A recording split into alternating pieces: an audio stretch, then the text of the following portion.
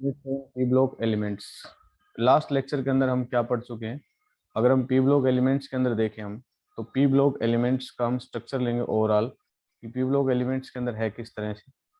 तो P block elements में हम जो स्टडी कर रहे हैं वो दो कैटेगरी में करते हैं, कैटेगरी ए, और दूसरी जो हम कैटेगरी लेके चलते हैं that is called category B. Now what is A category? A category के अंदर हम लेके चलते हैं, तीन ग्रुप्स को लेके चलेंगे। इन तीनों ग्रुप्स को हम ए कैटेगरी में कंसिडर करते हैं, ग्रुप 15, ग्रुप 16 एंड 17। इन तीनों को हम ए कैटेगरी में कंसिडर करते हैं, ठीक है। और इधर जो होता है ये अलग होता है हमारे पास। इस कैटेगरी बी में हम लेके चलते हैं next group that is called group 18, ठीक है। तो ये हमारे पास कैटेगरी हैं जिनको हम लेके चल रहे हैं। अगर इन तीनों ग्रुप्स को एक बार साथ देखें तो इन तीनों ग्रुप्स के अंदर हमने क्या स्टडी किया है? इन तीनों ग्रुप्स के अंदर ये कैटेगरी बनती है जो हम स्टडी कर चुके हैं। The first category is called a, that is called physical properties. Physical property, physical properties को लेके चलेंगे हम। तो फिजिकल प्रॉपर्टीज में हमने क्या किया कि फिजिकल प्रॉपर्टीज में हमारे पास electronic configuration, ionisation energy, electron affinity, atomic radii, ये हमने इसके अंदर पढ़ा। इलेक्ट्रोनेगेटिविटी,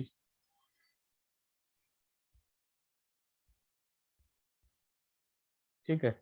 और इसके अंदर हमने स्टडी किए मेटालिक और non metallic characters, metallic and non metallic characters, ये हमने इसके अंदर स्टडी की।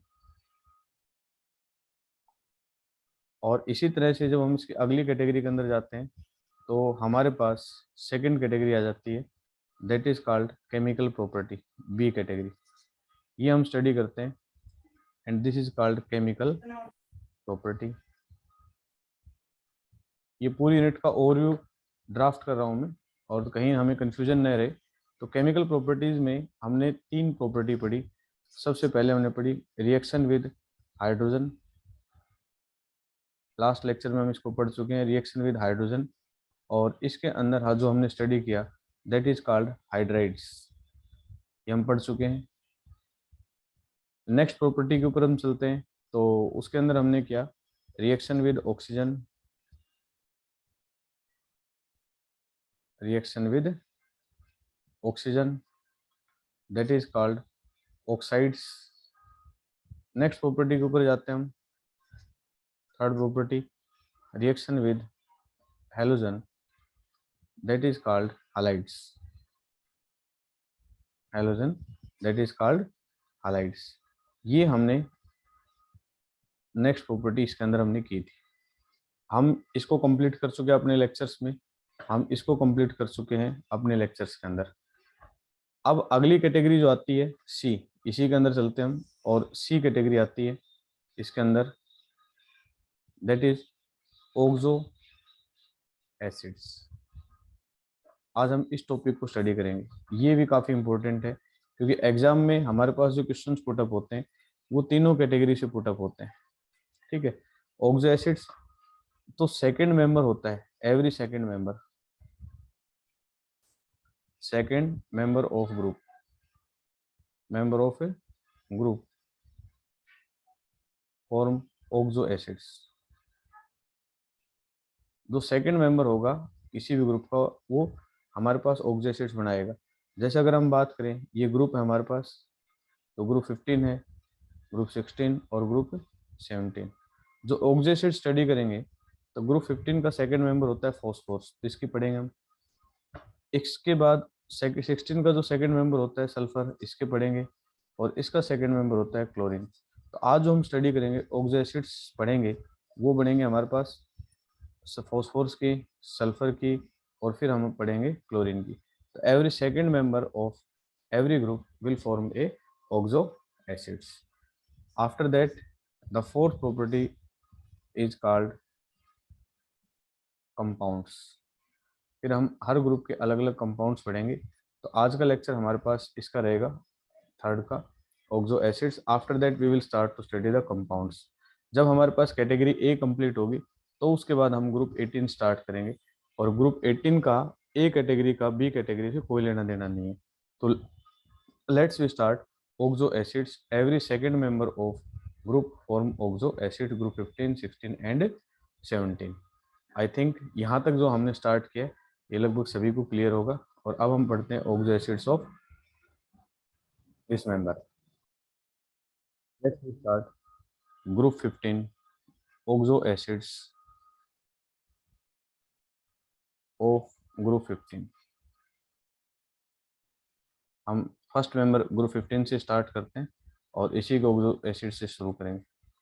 Every second member of group, second member of group, member of group form oxo acids। ठीक है। इन ग्रुप 15, अगर हम ग्रुप 15 की बात करें, group 15 phosphorus form oxo acids। ठीक है, ये बनाएगा। तो फॉस्फोरस के oxo acids कैसे बनेंगी? oxo acids बनती कैसे हैं? ऑक्सीजन जो है वो इसके साथ रिएक्ट करके और oxo acids की फॉर्मेशन करता है। ठीक है, तो हमारे पास सबसे पहले हम लेके चलेंगे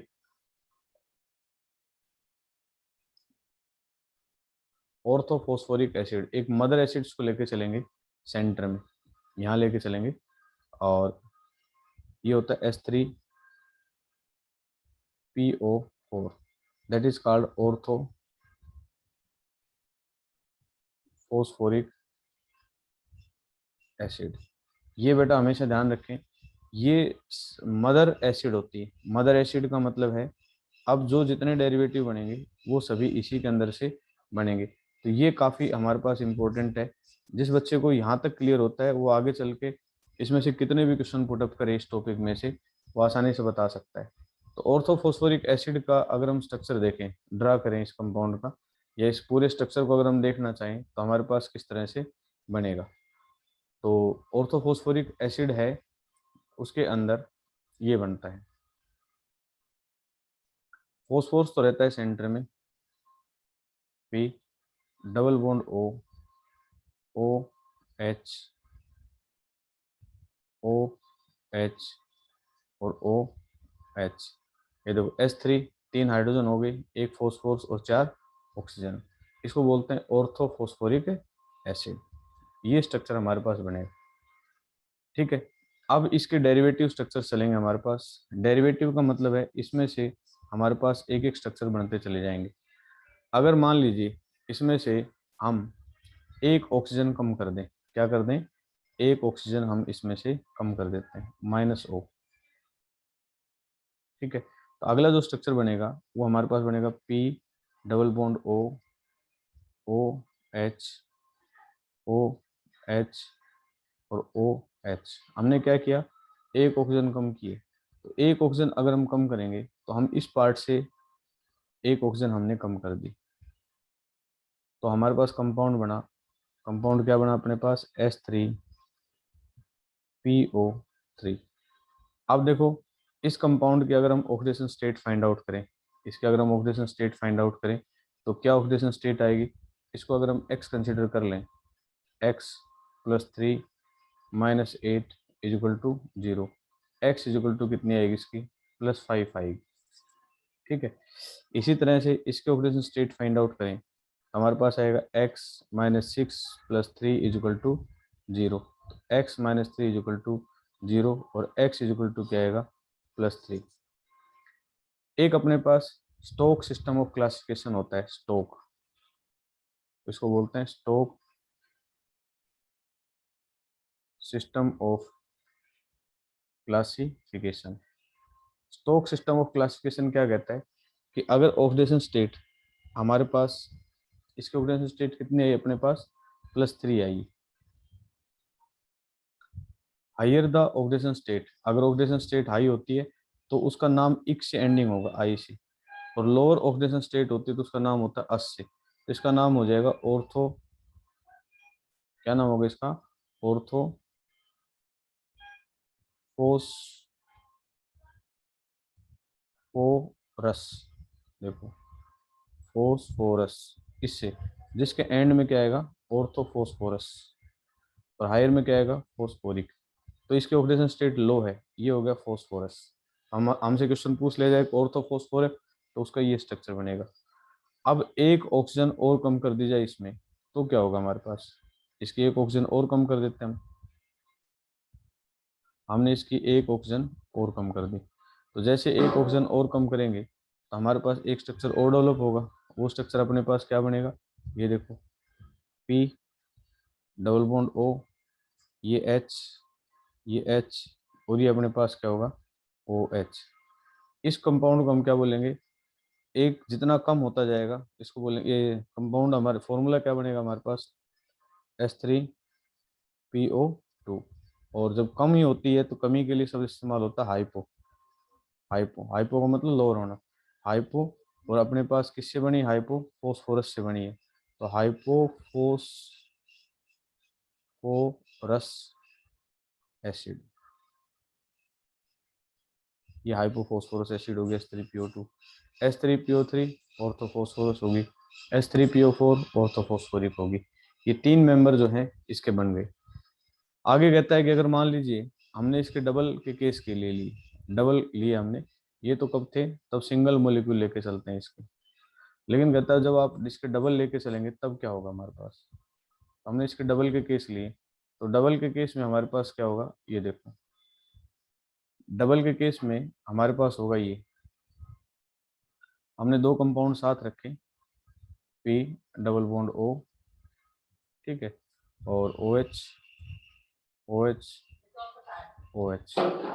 डबल मॉलिक्यूल की बात करें तो एक मॉलिक्यूल और होना चाहिए, तो पी डबल बॉन्ड ओ, और ओ एच, ओ एच, और ओ एच। तो कहते हैं जब इन दो दो मॉलिक्यूल साथ लेके चलते हो और इसको हल्का सा हीट कर देते हैं, तो हमारे पास बीच से यहाँ से वाटर मॉलिक्यूल एलिमिनेट हो जाता है इससे। और वाटर मॉलिक्यूल अगर यहाँ से एलिमिनेट हो जाएगा तो हमारे पास क्या बनेगा, ये देखो, वाटर मॉलिक्यूल्स एलिमिनेट होने के बाद अपने पास क्या बचा, यहाँ से एक ऑक्सीजन यहाँ से और एक ऑक्सीजन यहाँ से, ये दोनों जुड़ जाएंगे। और अपने पास जो फॉर्मूला बनेगा वो क्या बनेगा, टोटल हाइड्रोजन फोस्फोरस और ऑक्सीजन काउंट करो, हाइड्रोजन कितने हैं, 4, तो हमारे पास बन गया H4। फोस्फोरस कितने हैं, 2। ऑक्सीजन कितनी है, 1 2 3 4 5 6 7, ऑक्सीजन कितनी हुई, 7। अब नाम क्या देंगे, सबसे इम्पोर्टेंट फैक्टर आता है, नाम क्या देंगे। तो गर्म करने पर इस तरह की चीज़ें बनती हैं, तो उसको नाम देंगे पायरो।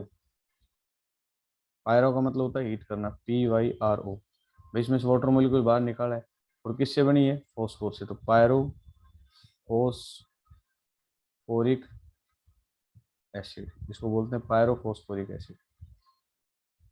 आई थिंक यहाँ तक सभी को समझ में आ गया होगा, यहाँ तक किसी बच्चे को कोई डाउट नहीं होगा। कहता है जब आपने डबल मॉलिक्यूल्स या टू मॉलिक्यूल्स लिए, डबल या हमने क्या लेके चलें, टू मॉलिक्यूल्स, कहता है अगर हम थ्री मॉलिक्यूल्स लेके चलें तब क्या होगा, थ्री लेके चलें तब क्या होगा। ये केस कैसा था, एक नंबर सिंगल का केस था। ये कैसा केस बना जब डबल लिया, ये कैसा केस बन रहा है जब थ्री लिए। तो अगर थ्री मॉलिक्यूल्स रखेंगे आप तो हमारे पास किस तरह से बनेगा, ठीक है। तो थ्री मॉलिक्यूल्स को लेके चलते हैं हम और हम स्ट्रक्चर देखते हैं कैसे बनेगा।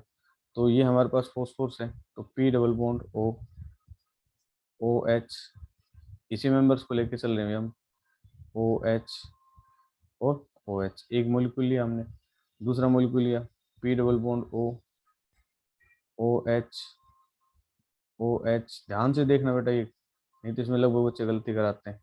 और तीसरा मॉलिक्यूल लिया, P double bond O, O H, और वही एक ओ एच इधर आ गया, और एक ओ एच हम कहाँ लेके जाएंगे, इसमें से बाहर की तरफ जाएगी इस तरह से, ठीक है। वाटर मॉलिक्यूल बाहर निकालो, तो इन दोनों को मिलाया हमने, वाटर मॉलिक्यूल बाहर निकाला, इन दोनों को मिलाया हमने, वाटर मॉलिक्यूल बाहर निकाला, इसको मिलाया हमने, इसका वाटर मॉलिक्यूल हमने क्या कर दिया, बाहर निकाल दिया। इन सब में से वाटर मॉलिक्यूल बाहर निकाल दोगे तो हमारे पास क्या बचेगा, ये देखें।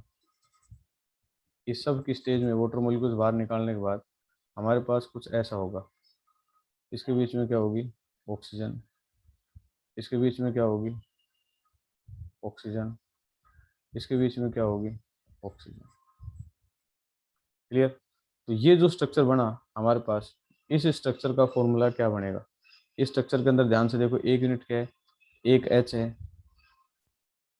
एक पी है, एक एच, एक पी। ऑक्सीजन कितने हैं इसके पास टोटल, अगर देखें तो ऑक्सीजन कितने बनते हैं इसके पास, 3 ऑक्सीजन हैं जो कि इंडिपेंडेंट इसके पास हैं। देखो 1 2 और एक इसके पास 3 हो जाएंगे, फिर 1 2 3, 1 2 3, एक कैसे 3 आएंगे तो O3। और टोटल मॉलिक्यूल कितने हैं, 3।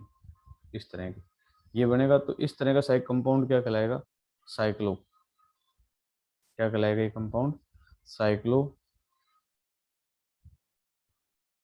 Try Meta phosphoric acid.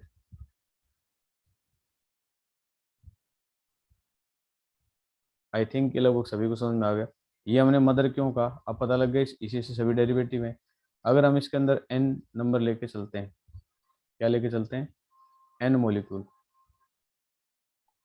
n molecule में क्या होगा, नंबर ऑफ मॉलिक्यूल्स हमारे पास क्या हो गए, ज़्यादा हो गए। तो नंबर ऑफ मॉलिक्यूल्स अगर हमारे पास ज़्यादा हो जाएं तो क्या होगा अपने पास, तो उस केस को अगर हम लेके चलें तो ये होगा P, फॉस्फोरस लिया हमने, double bond O, OH, OH, OH, P, double bond OH, OH, OH। ऐसे चलते जाएंगे हम, P, double bond O, OH, OH, OH, ऐसे चलते जाएंगे। तो इसके अंदर से बीच से क्या निकलेंगे, इसमें सभी में वाटर मॉलिक्यूल्स निकाल देंगे सबके बीच। और ये हमारे पास चेन बनती चली जाएगी और एक लंबी चेन बनेगी अपने पास। तो चेन कैसे बनेगी, ये देखें। इन दोनों के बीच में क्या आएगा, ऑक्सीजन। इन दोनों के बीच में क्या आएगा, ऑक्सीजन। आगे चलते हैं तो इसके बीच में ये ऑक्सीजन, आगे चलते हैं इसके बीच में ऑक्सीजन। मतलब ये n नंबर ऑफ मॉलिक्यूल्स हमारे पास बनने स्टार्ट हो गए। ठीक है, तो ये n नंबर ऑफ मॉलिक्यूल्स बनेंगे अपने पास, n नंबर ऑफ मॉलिक्यूल्स। तो इस तरह का कंपाउंड होता है, उसको क्या नाम देते हैं, poly Meta phosphoric acid. Unit तो क्या हो गया हमारे पास, HPO3। और यहाँ 3 था तो यहाँ क्या लग जाएगा, N। और इसका नाम क्या बनेगा अपने पास, poly Meta phosphoric acid.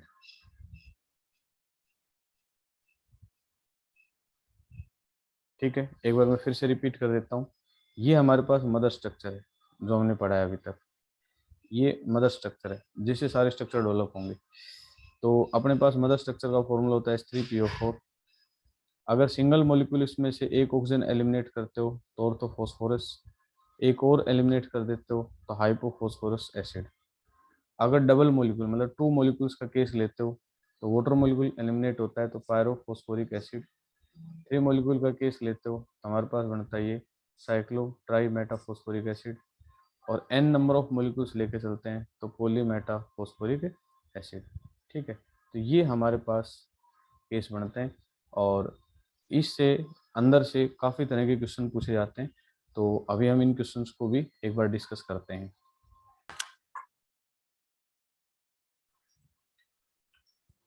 Conceptual points, group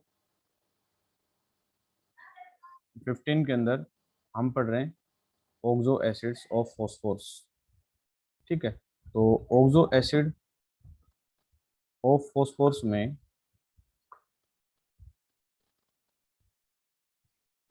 conceptual point बनेंगे हमारे पास। कंसेप्चुअल पॉइंट, जिन पॉइंटों के अंदर से बोर्ड के अंदर या कंपटीशन एग्जाम में क्वेश्चंस पूछे जाते हैं। जैसे हमारे पास क्वेश्चन बनेगा ये, एक तो इसके स्ट्रक्चर बेस्ड क्वेश्चन आता है। तो स्ट्रक्चर बेस्ड क्वेश्चन क्या होता है, ये देखो। ये हमारे पास ऑर्थोफॉस्फोरिक एसिड होती है, OH, OH, OH, H3, PO4 ortho phosphoric acid. Clear है। और एक एसिड हमारे पास होती है HOH और OH। ये बनता है हमारे पास ऑर्थो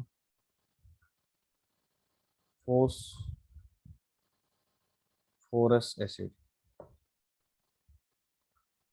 H3PO3। अब एग्जाम में जो क्वेश्चन अभी तक कंपटीशन में पूछे जाते हैं वो ज़्यादातर क्वेश्चन इस तरह से आते हैं। जो पीएच बॉन्ड होता है, ये जो बॉन्ड होता है that is pH bond. Now pH bond so reducing behavior reducing behavior of phosphoric acid। जो फॉस्फोरिक एसिड कोई भी होगी, अगर हमें कोई रिड्यूसिंग बिहेवियर के बारे में कहे कि भाई किसके अंदर कितना रिड्यूसिंग बिहेवियर है, तो उसके हम पीएच बॉन्ड देखेंगे। तो नंबर ऑफ पीएच बॉन्ड जितने ज़्यादा होंगे उतना ही ज़्यादा उसका रिड्यूसिंग बिहेवियर होगा या रिड्यूसिंग प्रॉपर्टी होगी। ठीक है। तो हमसे पूछा जाता है कि पीएच ये देता है, तो एग्जाम्पल अगर हम इस चीज़ का देखें कि सबसे मोस्ट कौन सी होती है, तो सबसे मोस्ट हमारे पास ये स्ट्रक्चर होता है, आपने देखा होगा H और OH। ये था, ये ध्यान था। इसको क्या बोलते हैं? Hypophosphoric acid. Hypophosphoric acid H3PO2 hypophosphoric acid. इसके पास देखा जाए तो दो पीएच बॉन्ड होते हैं, इसके पास दो हैं और किसी मेंबर के पास नहीं। एक तो या तो इसके पास है या इसके पास है। तो ये मेंबर जो रहता है ये गुड रिड्यूसिंग एजेंट होता है। It's a good reducing agent, सबसे अच्छा रिड्यूसिंग एजेंट माना जाता है, रिड्यूसिंग एजेंट मानते हैं। और इसको एक एग्जांपल से हम रिएक्शन समझते हैं, reducing reaction.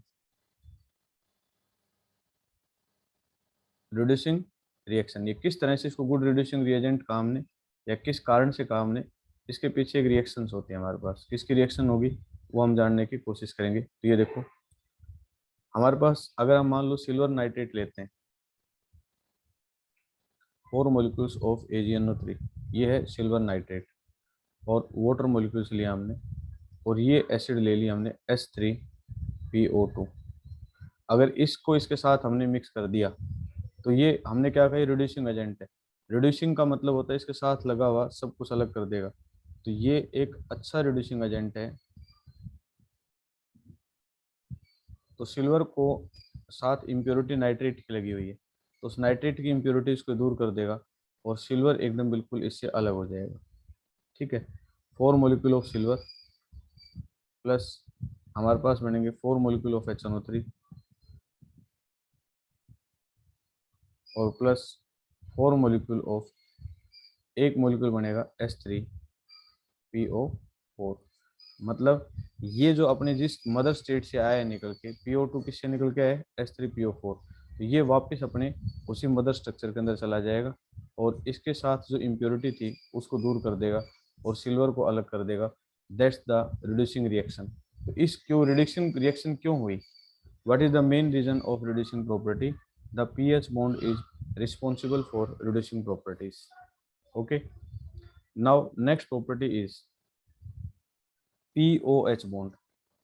POH bond is responsible for basic character या basicity।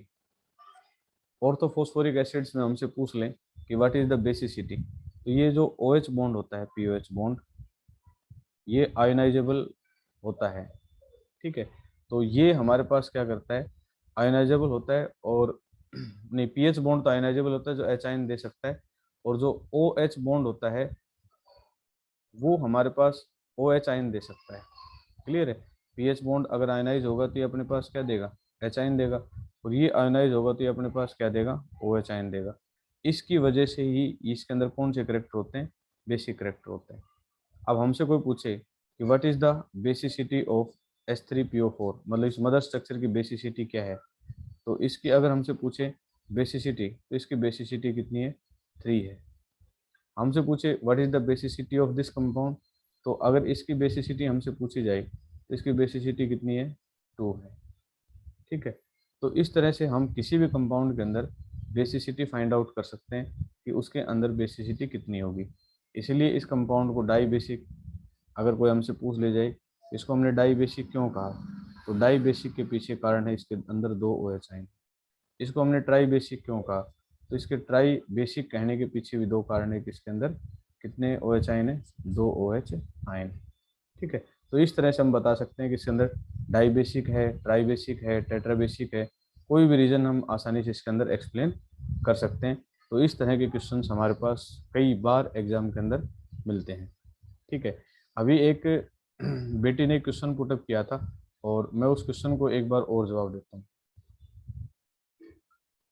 निधि ने क्वेश्चन पुटअप किया था, यहाँ तक अगर हम चलें, यहाँ तक पॉइंट नोट कर लें, किसी बच्चे को क्वेश्चन हो यहाँ तक तो चैट बॉक्स में लिख के डाल सकता है।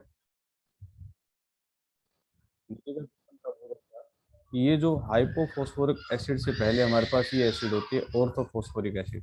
ठीक है, तो जैसे हमने कहा कि हाइपोफॉस्फोरिक एसिड का अगर सिल्वर नाइट्रेट के साथ डालते हैं, हम रिएक्शन करते हैं, तो ये वापस किस में टूट जाती है, अपनी मदर एसिड के अंदर टूट जाती है। मतलब ये कंपाउंड जब रिएक्शन करेंगे या कोई प्रॉपर्टी होगी तो इसमें होगा। निधि का क्वेश्चन था कि ऑर्थोफॉस्फोरिक एसिड को अगर हम हीट करेंगे तो क्या होगा। बहुत इंटरेस्टिंग क्वेश्चन है और ये ऑब्जेक्टिव क्वेश्चन पूछा जाता है। तो निधि का क्वेश्चन था कि what happen when ortho phosphorus, ठीक है, ऑर्थोफॉस्फोरस एसिड हीटिंग। तो इसका क्वेश्चन, इस क्वेश्चन का जवाब बहुत इंटरेस्टिंग है और ये किस तरह से होगा। हमें पता है कि ये जो मदर एसिड्स होती है वो ये होती है, मदर एसिड का स्ट्रक्चर हमारे पास ऐसा होता है इस तरह से, और इसको हम बोलते हैं phosphoric acid, ortho phosphoric acid. Orthophosphoric acid का फॉर्मूला होता है H3PO4।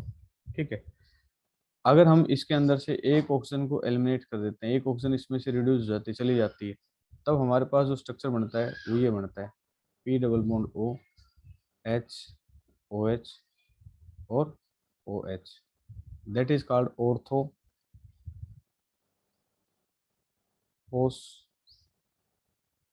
एसिड। ठीक है, निधि का क्वेश्चन ये था कि जो ऑर्थोफॉस्फोरिक एसिड है इसको अगर हम हीट कर दें तो क्या होगा। तो बेटा अगर आप इसको हीट कर दोगे तो हीट करने पर ये वापस ऑर्थोफॉस्फोरिक एसिड में कन्वर्ट हो जाएगी। दैट इज, इसकी एक रिएक्शन से हम इस पॉइंट को समझ सकते हैं कि हमारे पास ये रिएक्शन है H3PO3 में, H3PO3 ये होगा ना इसका फॉर्मूला H3PO3, और ये हमारे पास है H3PO4। अगर हमने इसको हीट किया तो हीट करने पर ये तुरंत वापस इसमें कन्वर्ट हो जाती है H3PO4, और फॉस्फिन गैस इसमें से बाहर आ जाती है। इस इक्वेशन को अगर हम बैलेंस करेंगे तो हमारे पास 4 मॉलिक्यूल्स इसके होंगे और 3 मॉलिक्यूल्स इसके होंगे। 4 फॉस्फोर्स हैं तो 3 और 1 4 फॉस्फोर्स। तो ये हमारे पास जो बनती है वो बनती है फॉस्फोरिक एसिड, और ये जो होती है ये होती है ऑर्थोफॉस्फोरस एसिड। तो हीट करने पर ये रिवर्ट इसी स्ट्रक्चर में कन्वर्ट हो जाती है। ठीक है, तो आई होप कि आज हमने जो टॉपिक किया है वो हमने किया है ऑक्सो एसिड्स। आज का टॉपिक था अपने पास वो था ऑक्सो एसिड्स ऑफ ग्रुप 15, और उसके कंपाउंड्स को हमने करने की कोशिश की है, और उसके अंदर से जो जो क्वेश्चन हमसे पूछे गए उन क्वेश्चंस पे हमने डिस्कस किया है।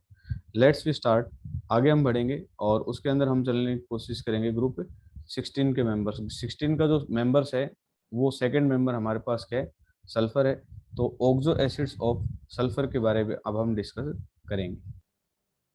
अगला नंबर हमारे पास आता है ग्रुप 17, तो हम लेंगे oxo 16, oxo acid of group 16। तो ग्रुप 16 के अंदर ऑक्सो एसिड्स बनाएंगे तो इसका जो सेकंड मेंबर है 16 ग्रुप का, वो सेकंड मेंबर हमारे पास है सल्फर। तो हम पढ़ेंगे यहाँ oxo acid of sulphur, sulphur की ऑक्सो एसिड्स के बारे में पढ़ेंगे हम। ठीक है, तो जैसे पिछले टॉपिक के अंदर हमने पढ़ा था कि जो मदर स्ट्रक्चर है उसी के ऊपर सभी स्ट्रक्चर डिपेंड करते हैं। तो सभी को पता है कि सल्फर के जो ऑक्सो एसिड्स बनेगी वो H2SO4 होती है, sulphuric acid H2SO4, and that is called sulphuric acid. वैसे आप लोगों को नोट किया होगा जो इक का मेंबर होता है, जैसे सल्फ्यूरिक है, फॉस्फोरिक है, तो वही मेंबर इसके अंदर बनता है। ठीक है, तो सल्फर का अगर हम स्ट्रक्चर ड्रा करें तो सल्फर का जो स्ट्रक्चर है वो कुछ हमारे पास इस तरह से होगा, S double bond O, OH और OH, that is sulphuric acid. ठीक है, अब जो स्ट्रक्चर डेवलप होने हैं वो सारे इसी से होंगे। तो सल्फ्यूरिक का एक मेंबर तो हमें सीधी सी बात है, एक ऑक्सीजन को कम कर दो इसमें से, तो माइनस ऑक्सीजन कम कर दोगे तो हमारे पास जो अगला स्ट्रक्चर बनेगा वो ये बनेगा। ऑक्सीजन एक कम हो जाएगी तो हमारे पास क्या स्ट्रक्चर फॉर्मेशन होगी, ये देखो सल्फर, इसमें ऑक्सीजन यहाँ से नहीं जाएगी, ऊपर से जाएगी, तो यहाँ से जैसे जाएगी तो इसकी जगह क्या आएगा, लोन पेयर, और ये बाकी जो स्ट्रक्चर हैं वो एज इट इज रहेगा। और हमारे पास स्ट्रक्चर क्या, फॉर्मूला क्या बना, H2SO3, that is called sulphurous acid, sulphurous acid. वो हमने पढ़ा था सल्फ्यूरिक एसिड, और ये हमारे पास बन रहा है सल्फ्यूरस एसिड। सल्फ्यूरिक था, ये सल्फ्यूरस, नो डाउट। ऐसे ही अगर हमारे पास दो मेंबर हो और वो दोनों मेंबर आपस में आके जुड़ जाएं तो हमारे पास एक नया स्ट्रक्चर हमारे पास बनता है। तो वो देखो किस तरह से बनेगा, ये देखो, टू मेंबर्स लेंगे हम, टू मॉलिक्यूल, टू मॉलिक्यूल्स में हमने क्या लिया, सल्फ्यूरिक एसिड के दो मेंबर ली, S double bond O, OH और OH, एक मेंबर और लिया, S double bond O, OH, OH और डबल बॉन्ड O। अगर इसमें से हम हल्का हीट करें, नॉर्मल करें, और इसके अंदर से सिर्फ क्या निकल जाए, हाइड्रोजन मोलिक्यूल्स बाहर निकाल दें, तो हमारे पास जो स्ट्रक्चर बनेगा वो कुछ ऐसा बनेगा। इसको अगर हम बाहर निकाल देते हैं तो जो बॉन्ड फॉर्मेशन है हमारे पास वो किस किस के बीच में, ऑक्सीजन और ऑक्सीजन के बीच में। ये जो स्ट्रक्चर हमारे पास डेवलप हुआ है इसका फॉर्मूला, या इसको क्या कहेंगे, पर ऑक्सो डाई सल्फ्यूरिक एसिड। ये जो बॉन्ड बनता है पर ऑक्साइड बॉन्ड बनता है ऑक्सीजन ऑक्सीजन के बीच में, तो इसको कहेंगे पर ऑक्सो। और हमारे पास कितने मेंबर इस्तेमाल हुए, दो, किसके, डाई सल्फ्यूरिक एसिड। नाउ पर oxo die sulphuric acid, what is the formula of this compound. अगर इस फॉर्मूले की बात करें कंपाउंड की तो हमारे पास ये बनेगा H2 S2O8, 1 2 3 4 5 6 7 8 O8, ये फॉर्मूला बनेगा H2S2O8। ऐसे कहता है कि अगर दो मॉलिक्यूल्स लिए जाएं, फिर से कहता है कि टू मॉलिक्यूल्स लें हम, लेकिन अब की बार हमने दोनों मॉलिक्यूल को क्या कर दिया, हीट कर दिया, तो हमारे पास जो स्ट्रक्चर डेवलप होगा वो कुछ ऐसा होगा, S double bond O, S double bond O, OH, OH, S double bond O, OH, OH। तो अब जो है वो क्या होगा, डबल बॉन्ड O, OH, तो अब वाटर मॉलिक्यूल बाहर चला जाएगा हीट करेंगे तो, और वाटर मॉलिक्यूल्स अगर बाहर चला जाता है तो हमारे पास किस तरह का स्ट्रक्चर डेवलप होगा वो देखें आप।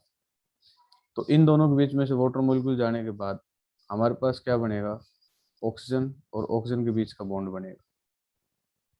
ये जो स्ट्रक्चर हमारे पास डेवलप होता है इसको हम बोलेंगे पायरोसल्फ्यूरिक एसिड। क्या बोलेंगे इसको हम, पायरो, पायरो मतलब हीट करने पर गया वो, सल्फ्यूरिक एसिड। और फॉर्मूला क्या बनेगा हमारे पास, H2S2O7, H2S2O7।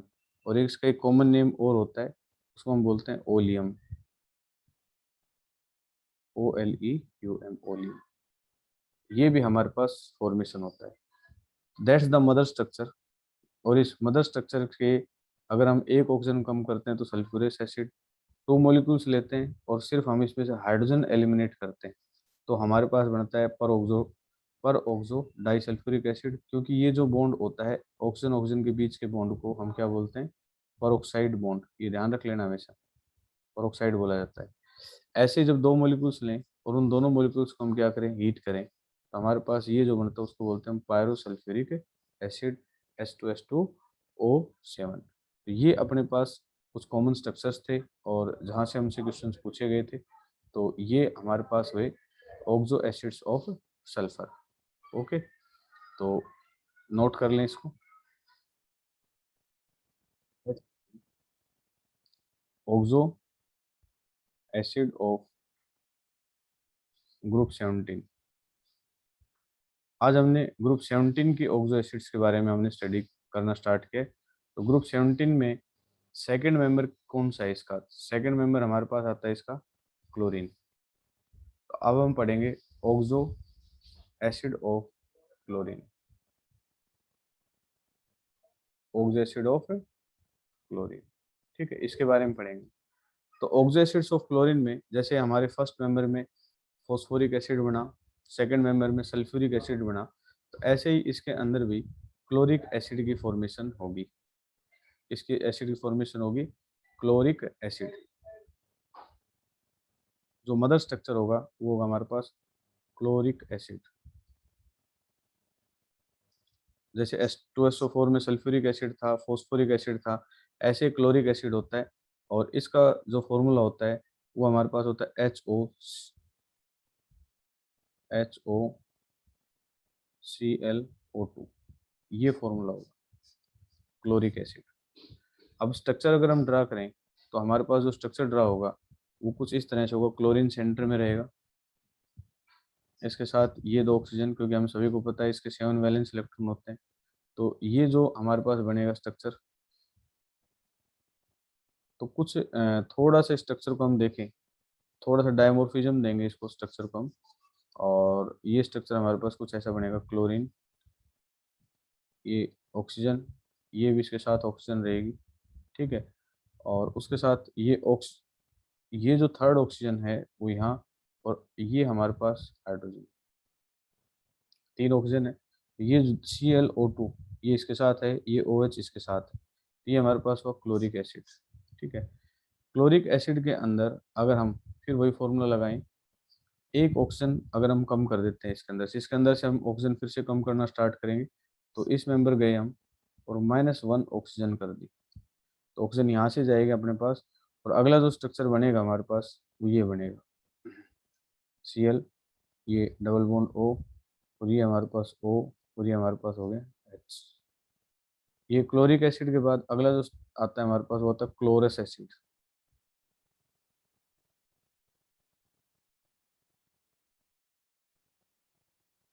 क्या आता है, chlorous acid.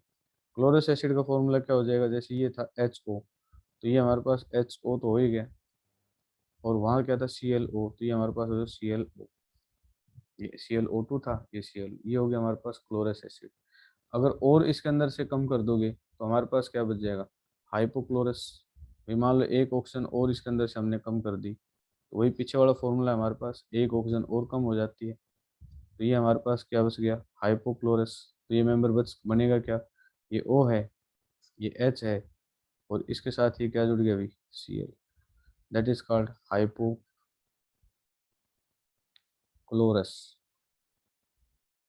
Acid. And now what is the formula, ये हमारे पास सिर्फ रहेगा HOCl। ठीक है, आगे पॉइंट आगे बढ़ते हैं हम। नंबर ऑफ अगर बढ़ा दिए जाए हमारे पास तो क्या होगा, नंबर ऑफ ऑक्सीजन एटम बढ़ा दिए जाए। यहाँ तो हमने क्या क्या कम किया है, और यहाँ हमने एक ऑक्सीजन एटम को इंक्रीज कर दिया, बढ़ा दिया हमने। अगर ऑक्सीजन एटम इंक्रीज कर दिया जाए तो क्या होगा, ऑक्सीजन एटम को अगर हम इंक्रीज कर देंगे तो हमारे पास स्ट्रक्चर बनेगा ये। देखो ऑक्सीजन के, क्लोरीन के दो, दो चार, और एक 5 हुए, टोटल 7 होते हैं। 2 लोन पेयर ऑफ इलेक्ट्रॉन इसके अलग से रहते हैं, प्रेजेंट रहते हैं। ठीक है, तो हमारे पास जो होगा क्लोरीन, वो कुछ इस तरह से रहेगा। हमारे पास रहेगा इस तरह से, double bond O, double bond O, और एक डबल बॉन्ड O और हो सकता है, और ये ऑक्सीजन, और ये इसके साथ क्या हो गया, हाइड्रोजन। इसके अंदर बढ़ गई है वैल्यू, तो ये हमारे पास हो जाएगा पर क्लोरिक एसिड।